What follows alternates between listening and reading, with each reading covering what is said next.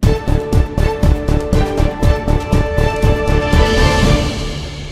Dr. Agus Surono. Keterangan ahli mana semuanya terangkum dalam isi putusan ini dapat dibacakan pada putusan aslinya. Menimbang bahwa di persidangan terdakwa Muhammad Hatta tidak mengajukan saksi meringankan Adicat, namun hanya mengajukan pendapat ahli secara tertulis atas nama ahli Dr. Haji Andi Abu Ayub Saleh SHMH. Pendapat ahli mana terlampir dalam berkas perkara. Menimbang bahwa di persidangan terdakwa Kasdi Subagiono mengajukan saksi meringankan Adicat dalam bentuk surat pernyataan garing keterangan tertulis dari istri terdakwa Kasdi Subagiono yang bernama Erni Susanti. Keterangan saksi mana terlampir dalam berkas perkara. Menimbang bahwa di persidangan terdakwa Kasdi Subagiono juga telah mengajukan ahli yang telah memberikan keterangan di bawah sumpah pada pokoknya sebagai berikut, yaitu ahli Profesor Dr. Suparji SHMH. Keterangan ahli mana semuanya terangkum dalam isi putusan ini dianggap bisa dibacakan pada putusan aslinya. Menimbang bahwa para terdakwa di persidangan juga telah memberikan keterangan pada pokoknya sebagai berikut. Keterangan para terdakwa mana semuanya terampil dalam isi putusan ini dianggap dibacakan dan dapat dibacakan pada putusan aslinya. Menimbang bahwa penuntut umum telah mengajukan barang bukti di persidangan, yaitu nomor urut 1, satu bendel dokumen draft pendapat hukum sehubungan perkara dugaan tindak pidana korupsi di lingkungan Kementerian Pertanian tahun 2019-2023, Visi Law Office Jakarta 31 Agustus 2023, sampai dengan nomor urut 1080, yaitu 2 buah kunci dengan gantungan kunci bertuliskan Bardi.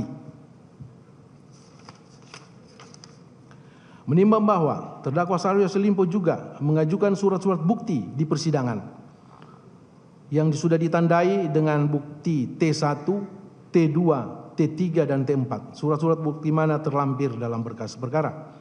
Menimbang bahwa berdasarkan keterangan saksi-saksi yang saling bersesuaian, keterangan ahli, keterangan para terdakwa, surat garing bukti elektronik, dan dihubungkan dengan barang bukti yang diajukan di persidangan, diperoleh fakta-fakta hukum sebagai berikut. Fakta hukum mana semuanya terangkum dalam isi putusan ini dianggap dapat dibacakan pada salinan putusan aslinya.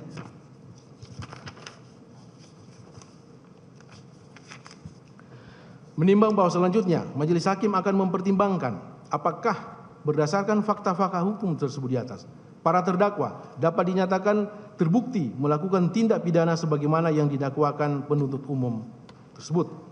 Menimbang bahwa para terdakwa telah didakwa oleh penuntut umum dengan dakwaan yang disusun secara alternatif, yaitu pertama, perbuatan para terdakwa sebagaimana diatur dan diancam pidana dalam pasal 12 huruf E, yunto pasal 18 Undang-Undang Tindak Pidana Korupsi, dan seterusnya, yunto pasal 55 ayat 1 ke 1 KUH pidana, yunto pasal 64 ayat 1 KUH pidana. Atau dakwaan kedua, perbuatan para terdakwa sebagaimana diatur dan diancam pidana dalam pasal 12 huruf F kecil, yunto pasal 18 Undang-Undang Tindak Pidana Korupsi, dan seterusnya, yunto pasal 55 ayat 1 ke 1 KUH pidana, yunto pasal 64 ayat 1 KUH pidana. Atau dakwaan ketiga, perbuatan para terdakwa sebagaimana diatur dan diancam pidana dalam pasal 12 huruf B besar, yunto pasal 18 Undang-Undang Tindak Pidana Korupsi, dan seterusnya, yunto pasal 55 ayat 1 ke 1 KUH pidana, yunto pasal 64 ayat 1 KUH pidana.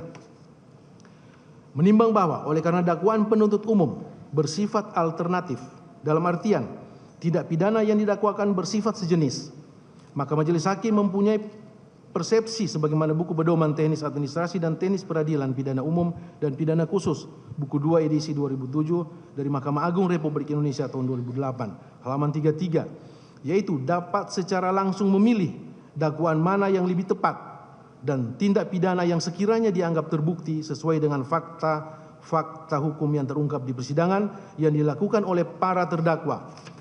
Maka untuk itu, majelis hakim akan meneliti dan mempertimbangkannya. Dakwaan alternatif pertama, perbuatan terdakwa Syahrul Yassin Limpo, terdakwa Muhammad Hatta, dan terdakwa Kasdi Subagiono melanggar pasal 12 huruf E, yunto pasal 18 Undang-Undang RI nomor 3199 tentang pemberantasan tindak pidana korupsi sebagaimana telah diubah Undang-Undang RI nomor 20 tahun 2021 tentang perubahan atas Undang-Undang 3199 tentang pemberantasan tindak pidana korupsi yunto pasal 55 ayat 1 ke 1 KUH pidana, yunto pasal 64 ayat 1 KUH pidana.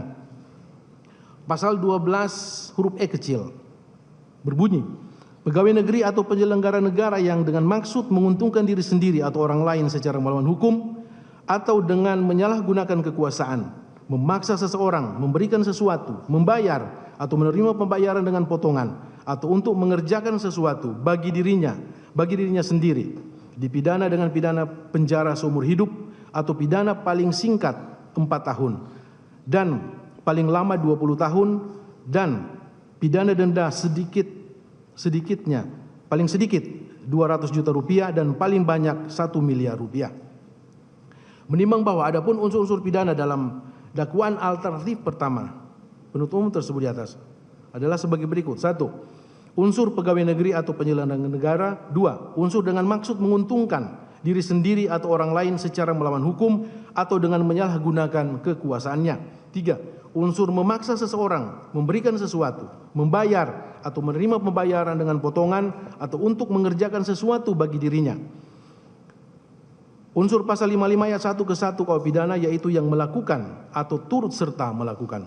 Unsur pasal 64 ayat 1 KUH pidana yaitu beberapa perbuatan meskipun masing-masing merupakan kejahatan ada hubungannya sedemikian rupa sehingga harus dipandang sebagai satu perbuatan berlanjut.